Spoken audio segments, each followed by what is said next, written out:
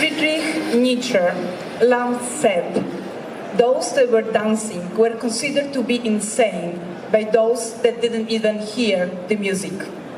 Good afternoon, ladies and gentlemen. My name is Sonia Wedrychowicz, and I'm here today to talk to you about the essence of digital transformation. For about 20 years of my career, I was a very traditional banker. I worked in Citibank in Poland, where I was the CEO of Consumer Bank. Then I moved to Malaysia, where I was managing the Islamic Bank and the regular Consumer Bank. And then my life has changed. About 5 years ago, I moved to Singapore, where I became part of the digital bank team. That team has developed, designed, and implemented a digital-only bank. A bank that was based on a mobile application only. A bank that didn't have any branches, never seen their customers. A bank that did not have operations, and a bank that did not have a contact center. We didn't have a number that the customers could call us. But at the same time, that bank has acquired a large number of customers over the first 18 months and has been named by Euromoney the best digital bank in the world. After that, I was involved in the creation of the biggest open API, open banking portal and sandbox in the world, also for that Asian bank. And then finally, in the last 18 months, I was responsible for digital transformation of 120,000 people in the biggest bank in the United States. And this is how I started hearing the music. And I wanted to tell you a little bit what the whole digital transformation is all about.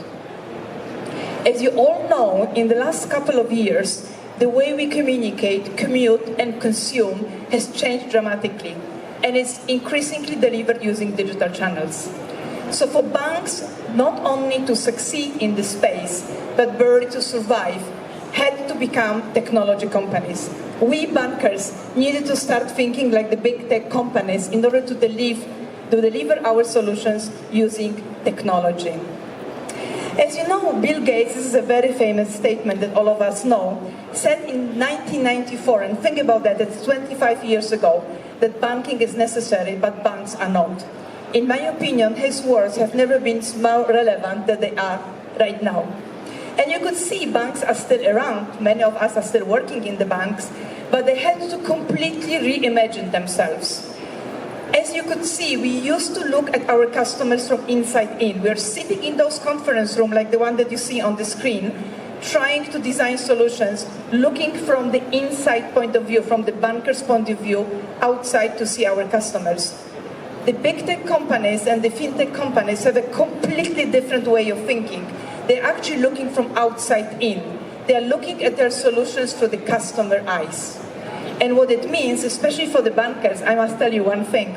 The last thing that the customer is thinking when waking up in the morning is banking. I don't think about banking when I wake up in the morning. I think about life. I think about a lot of nice things that I can do during the day. I would like my banking to be hassle-free. I would like my banking to be embedded in my daily journeys. The last thing I dream about is to go to the branch, stand in a traffic jam, trying to find a parking place, and then stand in a queue in order to fulfill a long form in order to open an account or make any banking transaction. What Uber has done is something that I wanted to talk to you about. It has embedded the payment into the journey of transportation. When I'm ordering Uber in the morning going to my place of work, the last thing that I think is about the payment. I want to be on time between point A and B, and then the payment happens automatically. To an extent that I'm taking a traditional taxi from time to time, the taxi driver is running after me saying, Sonia, you have not paid. I haven't, because for me, the payment got embedded in my journey with Uber so much that I forget to pay anymore. But it's happening. Many people are saying that in order to be successful in digital space, you need to have the startup culture. But at the same time, many people say, well, it's very easy to do it in a small company of 5, 10, 15, or 20 people, but what about when we've got 10,000, 20,000, and 50,000 people? And I wanted to ask you a question. Who knows how many people does Google have? Anybody in the audience is a volunteer to say? Yes. 50,000, is it? 50,000? 100,000. So actually it is possible to have a startup culture in a company that has over 100,000 employees right now and another 100,000 on the contract basis. So when we think about that, the culture, the mindset, how we are driving our companies is the most important thing. It's not the technology, it's the mindset that is very important. Another thing that we need also to realize is that for years, for 700 years, we were forcing our customers to come to the bank. The customers were coming to the branches, they were calling the contact centers, they were coming to our mobile applications and our online banking. But in today's world, they are spending most of the time in the virtual world. They do not want to come to the bank, they want the bank come to them, i.e. wait for them where they're spending their time. On the social media, on the e-commerce spaces, wherever they spend their time, they want the bank to wait for them. On the Uber application is one of the examples. One thing also that is still very much in the bank's mind is that banks consider other banks to be their competitors. The truth, however, is that it's not longer the case. In today's world, the biggest competitors of the banks became the big tech companies that are increasingly taking the part of the pizza that belonged to them for over 700 years, and they are increasingly and aggressively taking over that space. In China, for example, where WeChat has about 1 billion customers and Alipay has crossed 700 million, almost the whole payment space that used to be the bank's domain has been taken over by the non-banking companies that are actually originating from media as well as from the e-commerce space.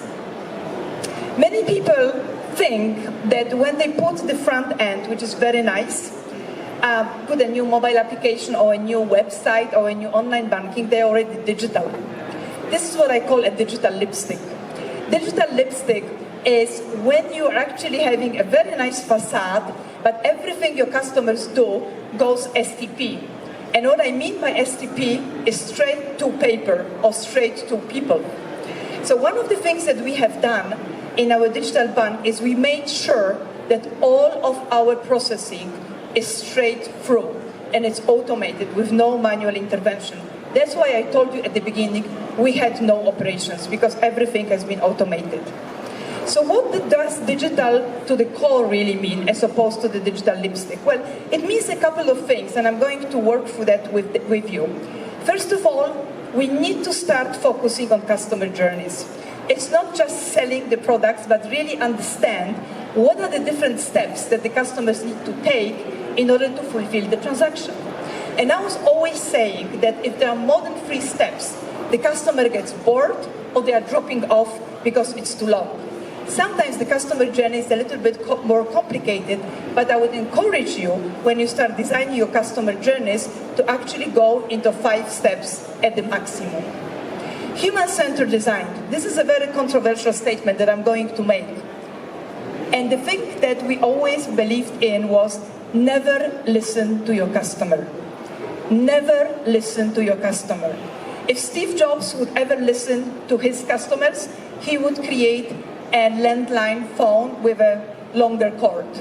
That was basically the result of the survey that he has done with the customers, trying to see whether the mobile phone would be something that they like.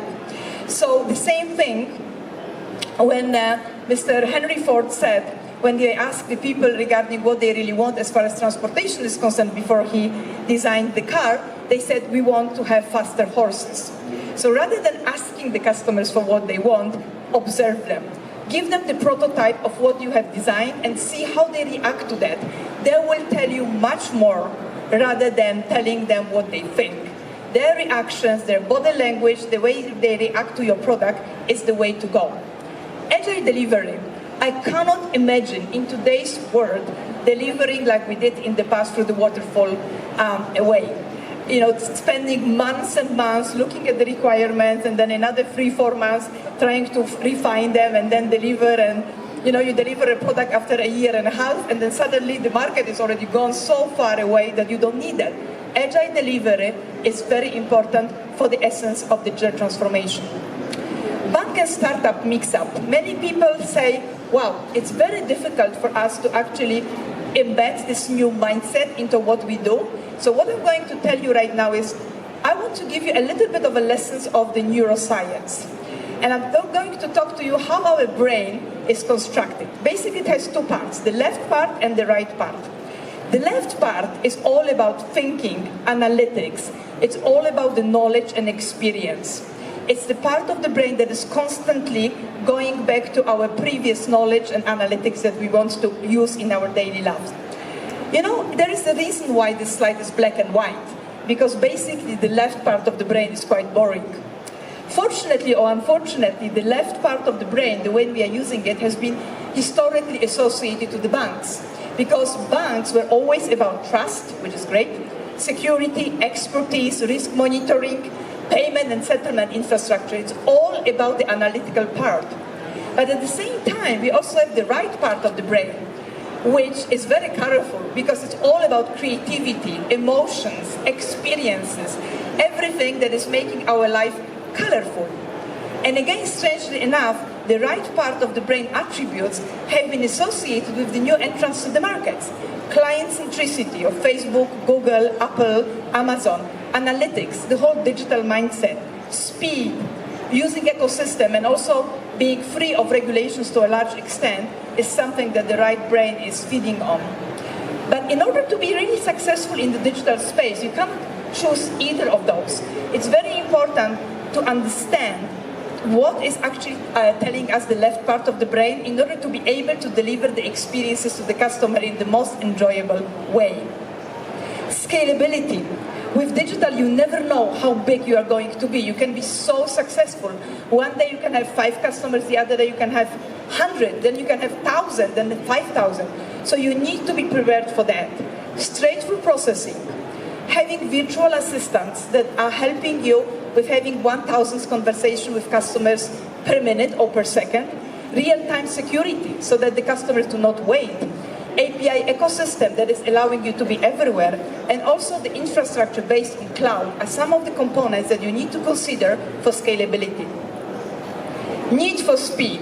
And I put especially this slide because I love the horse. But actually it's not the speed that we are looking for at the digital space. I always say that the Einstein law of relativity has a very different meaning these days because this time in the digital world flies differently. If you don't do anything for 1 week as far as your digital transformation is concerned, you lost 1 month. If you don't do anything for 1 month, you lost 1 year. And it's important to remember. Customer analytics. I told you we've never seen our customers, but we knew much more about our customers than those that were coming to our branches or they were calling us through the contact centers in the past, because we only listened to about 1% of the calls. With digital, you know everything about your customers. You know when they come to your application, what they do, where they are getting stuck, where they are moving on. So as analytics is the most important thing. Branchless banking. I told you we didn't have any branch. We used the digital onboarding and the fact that 1.2 billion Indians have already provided their biometric data to the government. We used the government data based on the electronic ID called Aadhaar in order to verify our customers. We have signed up with an ecosystem partner, an equivalent of Starbucks, where we have installed our devices in order for the customers to come, get a coffee, and get authenticated using their fingerprint. But when you think about a mobile application, it's just a little piece of software. It cannot exist without the whole ecosystem of partners that you need to plug in. First of all, when you're entering a new country or even your own country, you need to plug in your application into the infrastructure of the country. All those payment gateways, clearing houses, Visas and MasterCards. But you also can add to the value of your proposition by putting some Fintech in order to enhance the value proposition. That's another part of ecosystem partnerships. And last but not least, if you are a digital bank, you are not going to the streets in order to sell your products. You are actually waiting for your customers there. So what we realized, the mutual partnerships, those that are doing with the infrastructure and also with the Fintech integration are not enough. The open bank, exposing your own APIs into the applications and then the online platforms as well as the websites of our partners became our new playground. We realized that internet is becoming a playground, and it's bigger than any number of branches that you can put together, any number of people that you could put into the contact center. You need to plug yourself into the lives of customers that are spending their time on internet. Make open banking your new channel of acquisition and customer engagement. Design customer-driven journeys for customer acquisition, online rewards burning, looking at how you acquire different products, looking credit cards, mortgage loans, auto, waiting for the customers where they are buying the house, buying their car, booking their Singapore Airlines ticket so that they can immediately put the rewards into the miles, and so on and so forth. Think through the customer eyes. Make sure that every time the customer is taking the life journey, you're waiting for them there with your banking thing. So what are the key takeaways from the left side of the brain? Yes, I told you about the left side of the brain. Well, first of all, focus on where the real value is. I can tell you that our application in India, the one that became the best digital bank in the world, did not have 80% of the functionality of what the competitors had. But we had those things that actually made us the best and made the customers come to us. Design a superior value proposition for your customers. Think through the customer eyes. Secure strategic partnerships for the value proposition increase as well as for your acquisition. Use digital marketing. The only thing that we used to acquire customers was social media, digital marketing, and member-get-member programs. We did not go to the streets and ask the customers to download our application. Be a digital IT infrastructure. That's the whole scalability. And last but not least, attract the talent required to build a multidisciplinary team.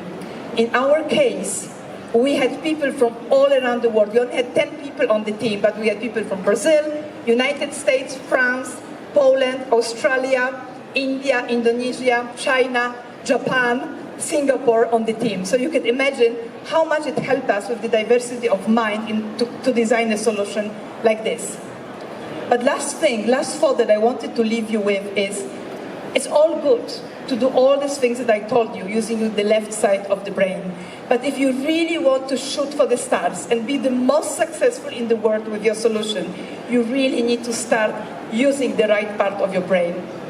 For those people who know me a little bit better, I'm a kickboxer. I'm actually a black belt in American kickboxing. And I very much thought when I was doing from my digital banking experience that if not my digital, actually the kickboxing skills, we would probably never be able to be successful.